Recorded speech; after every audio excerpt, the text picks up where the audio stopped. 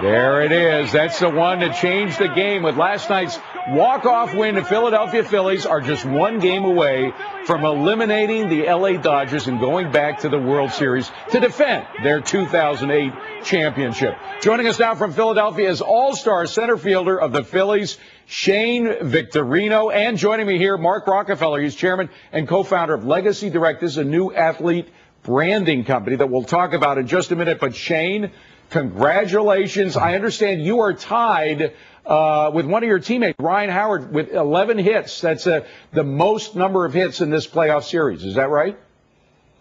Yes, that's I guess that's a stat that you might know. Personally, for me, I didn't know that I had 11 hits. I'm just trying to go out there and, help this team win. You know where I heard it? From the Maui News, your home newspaper. Aloha, by the way. You are one of the first Hawaiians I met, native Hawaiians who came into the majors. And what I love about your story, Shane, is you worked so hard to get into the majors. You weren't one who came right in and worked in the majors immediately. It took you several years to get there, and it showed that persistence really pays off. Were you ever discouraged on your the years working into the majors?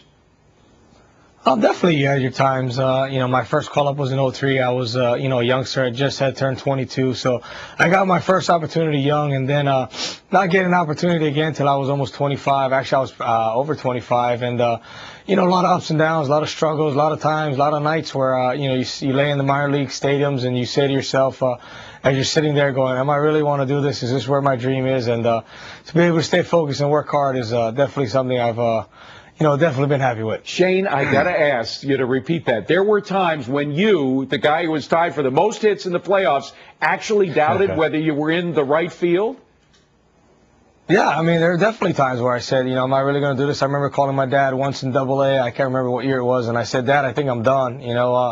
It's frustrating. It's a lot of hard work, a lot of ups and downs, and he said, Shane, just remember, if you come home, I'll take that jersey off your back. I'll never let you go back. And, I went to bed that night, woke up the next morning, and, I can almost say that after that night's rest and that next morning, my story definitely changed. Well, you talked about your dad. I'm thinking of one night in particular, June 3rd, 2007. The Phillies were celebrating Shane Victorino Day. They flew in your father from Maui for the game, and the game ended. Walk-off home run by none other than you, Shane. That must have been spectacular.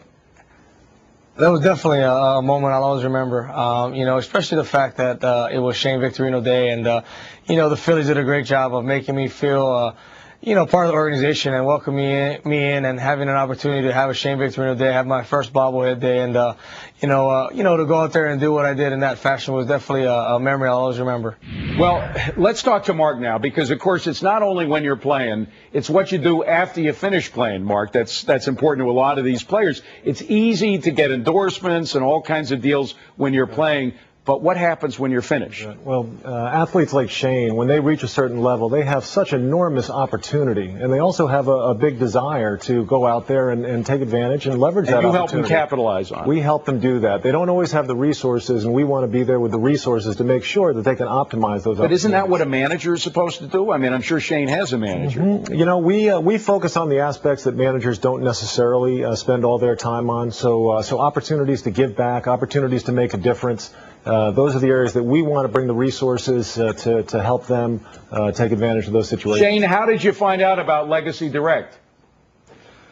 In fact, I found out through my financial advisor, and he had mentioned to me about this, wonderful people, Mark and Ken, and the organization at Legacy Direct, and he said a lot of good things. So to have it come out of his mouth, I said I'm definitely interested in sitting down with these guys, and I was able to meet with them when we went to New York, and I felt everything was very, very interesting, and I said I definitely want to get on board, and again, Mark brought up the point. It's not about what we do as athletes on the field, but what we do off the field. Giving back to the community any way we can, charity-wise. Running our own foundations, which a lot of athletes do. And, to me, it's more important sometimes what you do off the field than on the field. You're always looked at for your accolades on the field and what you do on the field. But to me, sometimes it's overlooked at what we do off the field, or at least try to do off the field and help people and, build communities. So it shows, Mark, the whole person. It doesn't just focus on the guy when he's playing sports, whatever sport it happens to be. It focuses on everything he does. You bet. There's huge. Obviously, an athlete has to spend so much time dedicated to what their profession is at that one given time. So in order to have the resources and help and support and what they're doing outside of that, it allows them to stay focused, create opportunities, maximize those opportunities. Shane, I got to ask you, we're so happy you're on Scoreboard, but how do you stay focused on the game? I mean, you still got to win another one to get into the World Series. Can you sleep at all, for example? Yeah, I mean, it's one of those things. I think it's just another game. I don't look at it as a playoff game or a must-win situation.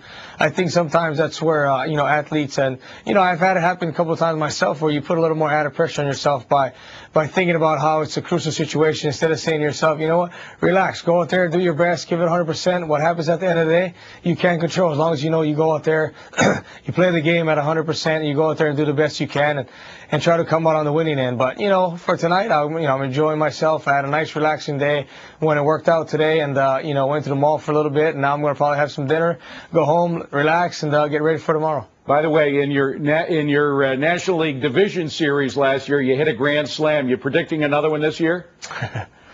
You know what? I don't ever predict things. I just want to go out there and get the W. I just try to get on base for these guys behind me, Ryan, and and everybody else, and just be there to help this team win. We're one step closer, but we're still one big step away from getting to our ultimate goal. Well, we'll be very exciting game. Thank you very much for giving us a great game, and you gave the pie in the face to your teammate Rollins, the guy who hit the winning run. Congratulations on that as well.